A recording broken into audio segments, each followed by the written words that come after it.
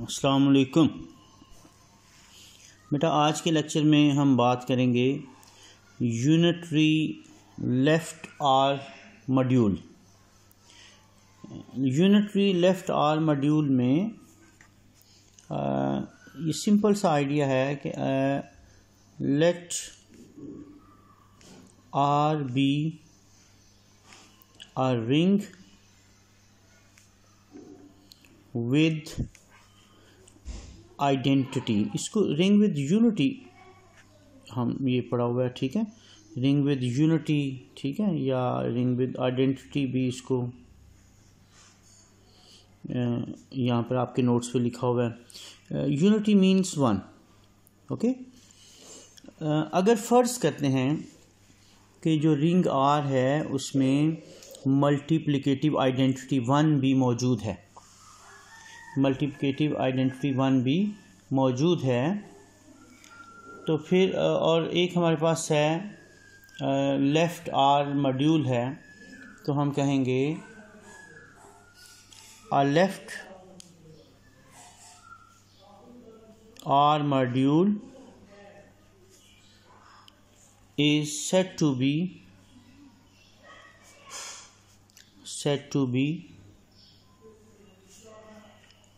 a unitary left R module.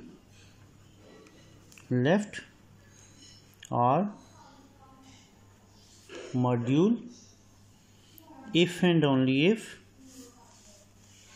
देखिए, ये तो सिंपल डेफिनेशन लिखने के लिए आइडिया ये है कि अगर रिंग हो, हमारे पास आर एक रिंग है और उसमें मल्टीप्लिकेटिव आइडेंटिटी वन है, और हमारे पास है a left R module M, चलिए एम इसको कह लेते हैं, is said to be unitary left R module. अगर हम इस वन को, वन किस में है, वन है रिंग में, और कोई एक्स हम एलिमेंट लेते हैं एम का, और अगर one dot X equal to X हो हमारे पास for all M, for all X belongs to M, तो हम कहेंगे कि एम जो है वो यूनिटरी लेफ़्ट आर मॉड्यूल है।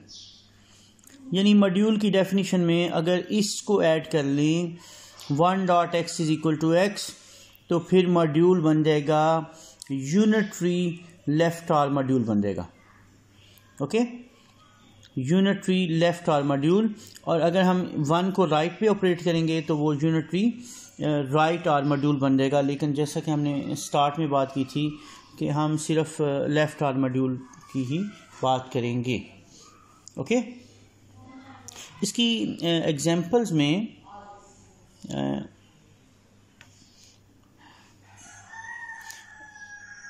हर वेक्टर स्पेस जो है वो एक यूनिटरी एफ मॉड्यूल होती है, क्योंकि फील्ड जो है वो भी एक रिंग होता है।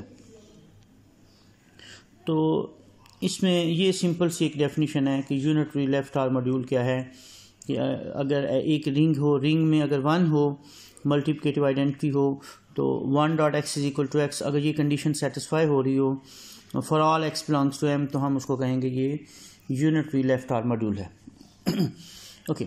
इसके बाद अब हम जो नेक्स्ट बात करने जा रहे हैं वो है सब मॉड्यूल की।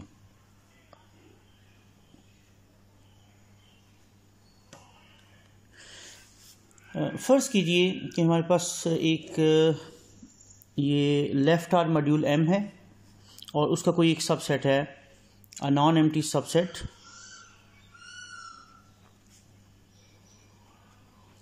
n, which is a subset of left R module m। इसका क्या मतलब है कि n हम एक सबसेट ले रहे हैं किसका, m। What is m? m is left R module.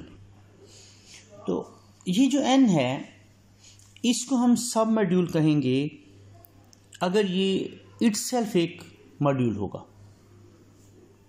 then n is called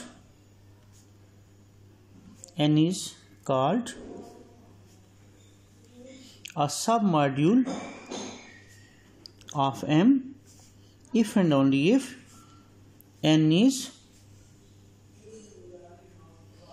itself a module under the same binary operations, same binary operations कौन से?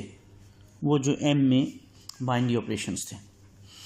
ये एग्जैक्टली उसी तरह जैसे हम कि सब ग्रुप को डिफ़ाइन करते हैं या सब रिंग को डिफ़ाइन करते हैं। सब ग्रुप क्या होता है? किसी ग्रुप का सबसेट जो इटसेल्फ एक ग्रुप हो। इसी तरह अगर एक हमारे पास लेफ़्ट आर मॉड्यूल M है और N उसका कोई सबसेट है, तो N अगर इटसेल्फ एक मॉड्यूल है तो हम कहेंगे N is a submodule of M। और बाइनरी ऑपरेशन इसमें वही होते हैं जो कि मॉड्यूल M में हैं। सब मॉड्यूल में भी वही बाइनरी ऑपरेशंस होंगे। इन्हें कहते हैं induced binary operations of M। Induced यानी वो जो M से इनहेरिट किए हैं N ने। इसकी एग्जांपल में जो हमारे पास R है, over the ring of R is a submodule of C of R। C अगर मॉड्यूल है तो R जो है, R आपको मालूम है R is a subset of C। Set of real numbers is a subset of set of complex numbers. तो R के ऊपर R इसमें रिंग है और ये सब मॉड्यूल होता है किसका? C ऑफ R का। इसी तरह और भी एग्जांपल्स हैं, वो नोट्स पे लिखी हुई हैं, वो आप देख सकते हैं। ओके, नेक्स्ट जो हमें बात करनी है, जो आज के लेक्चर में जो थ्योरम हमें एक प्रूव करना है सब मॉड्यूल को लेकर,